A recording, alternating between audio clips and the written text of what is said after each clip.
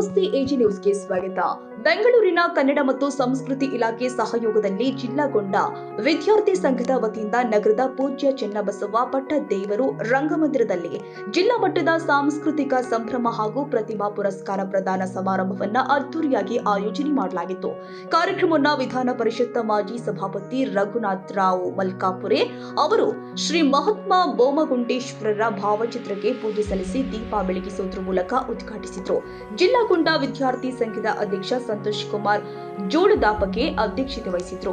ಕಾರ್ಯಕ್ರಮದಲ್ಲಿ ಜಿಲ್ಲಾ ಪಂಚಾಯಿತಿ ಮಾಜಿ ಅಧ್ಯಕ್ಷೆ ಗೀತಾ ಪಂಡಿತರಾವ್ ಚಿದ್ರಿ, ಕನ್ನಡ ಮತ್ತು ಸಂಸ್ಕೃತಿ ಇಲಾಖೆ ಸಹಾಯಕ ನಿರ್ದೇಶಕ ಸಿದ್ದರಾಮ್ ಸಿದ್ದೆ, ಬಾಬುರಾವ್ ಮಲ್ಕಾಪುರೆ ಸೇರಿ ಗಣ್ಯರು ಉಪಸ್ಥಿತರಿದ್ದರು. ಗಣ್ಯರನ್ನ ಹೂ ಹಾಗೂ ಶಾಲು ಹೊದಿಸಿ ಸನ್ಮಾನ ಮಾಡಲಾಗಿದೆ. ಈ ಸಂದರ್ಭದಲ್ಲಿ ಮಾತನಾಡಿದ ರಘುನಾಥ್ ರಾವ್ ಮಲ್ಕಾಪುರೆ, ಎಸ್ಎಸ್ಎಲ್ಸಿ ಹಾಗೂ ದ್ವಿತೀಯ ಪಿಯುಸಿ ಪರೀಕ್ಷೆಯಲ್ಲಿ ಅಧಿಕ ಅಂಕ ಗಳಿಸಿದ ವಿದ್ಯಾರ್ಥಿಗಳನ್ನ ಅಭಿನಂದಿಸಿ ಕುರುಬ ಗೊಂಡ ಸಮಾಜದ ಶೈಕ್ಷಣಿಕ ಪ್ರಗತಿ ಹಾಗೂ ಸಮಾಜದ ಹಿತಾಸಕ್ತಿಯಾಗಿ ಎಲ್ಲರೂ ಕೂಡ ಒಗ್ಗಟ್ಟಿನಿಂದ ಕಾರ್ಯನಿರ್ವಹಿಸಬೇಕು ಅಂತ ಕರೆ ಕೊಟ್ಟಿದ್ದಾರೆ. ಪ್ರತಿ ಹಂತದಲ್ಲೂ ವಿದ್ಯಾರ್ಥಿಗಳಿಗೆ ಪ್ರೋತ್ಸಾಹ ಮಾಡುವಂತ, ವಿದ್ಯಾರ್ಥಿಗಳಿಗೆ ಬೆಂತಟ್ಟುವಂತ ಕೆಲಸ ಪ್ರತಿ ಹಂತದಲ್ಲೂ ಅವಶ್ಯಕತೆ ಇದೆ. ಈ ಸಂಘಟನೆ ಹಿಂಗೆ ಉಳಿಸ್ಕೊಂಡು ಬೆಳೆಸ್ಕೊಂಡು ಇದೇ ಸಂಘಟನೆಯಲ್ಲಿ ಈ ಕಾರ್ಯಕ್ರಮ ಮುಂದುವರಿಸುತ್ತೆ. ನಾನು ಕೂಡ ಅವ್ರನ್ನ ವಿನಂತಿಯನ್ನು ಮಾಡಿದ್ದೆ. ಆ ಕೆಲಸವನ್ನ ಸಂತೋಷ್ ಜೋಳದಪ್ಪಿಯವರು ಬಹಳ ಯಶಸ್ವಿಯಾಗಿ ಹಲವಾರು ವರ್ಷ ಮಾಡ್ಕೊಂಡು ಬರ್ತಿದ್ದಾರೆ.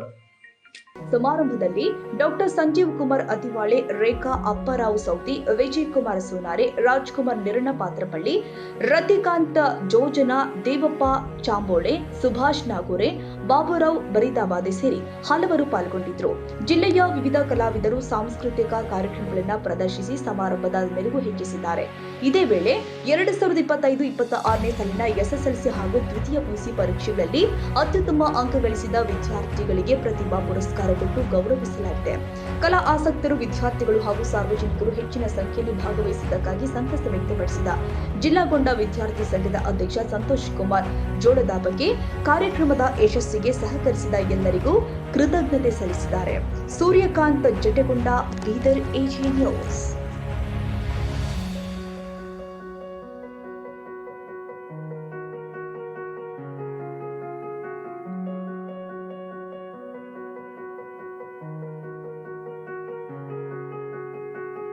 ಕನ್ನಡಿಗರ ಮೆಚ್ಚಿನ ನಿಮ್ಮ ಎಜೆ 24/7 ನ್ಯೂಸ್ ಕನ್ನಡ ವಾಹಿನಿ ಇದೀಗ ಟಿವಿಯಲ್ಲಿ ಲಭ್ಯ.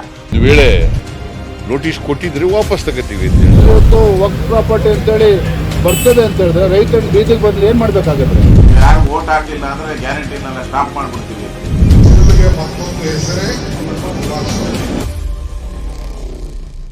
ಕರ್ನಾಟಕ ಮತ್ತು ದೇಶ ವಿದೇಶ 360 ಡಿಗ್ರಿ ಸುದ್ದಿ ಹಾಗೂ ಉತ್ತರ ಕರ್ನಾಟಕ, ಬೆಳಗಾವಿ, ಬಾಗಲಕೋಟೆ, ಧಾರವಾಡ, ಹಾವೇರಿ, ಗದಗ, ಬಿಜಾಪುರ ಜಿಲ್ಲೆಯ ಕ್ಷಣ ಕ್ಷಣದ ವಿವರವನ್ನ ಪಡೆಯುವುದಕ್ಕೆ ಎಜೆ 24/7 ನ್ಯೂಸ್ ಕನ್ನಡ ವಾಹಿನಿಯನ್ನ ಲೈಕ್ ಮಾಡಿ, ವಿಡಿಯೋಗಳನ್ನ ಶೇರ್ ಮಾಡಿ, ಕಮೆಂಟ್ ಮಾಡುವ ಮೂಲಕ ನಮ್ಮ ವಾಹಿನಿಗೆ ಸಹಕಾರ ನೀಡಿ ಮತ್ತು ಚಾನೆಲ್ ಅನ್ನ ಸಬ್ಸ್ಕ್ರೈಬ್ ಮಾಡಿ.